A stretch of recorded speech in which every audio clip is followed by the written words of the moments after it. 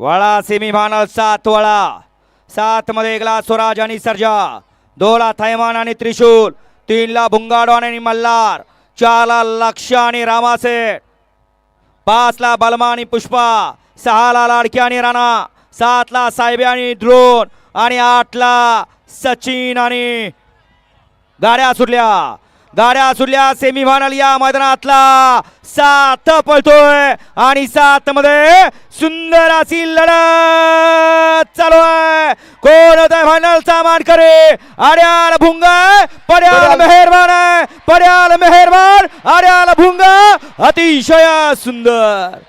शेवटच्या क्षणी होत्याचं नव्हतं झालं.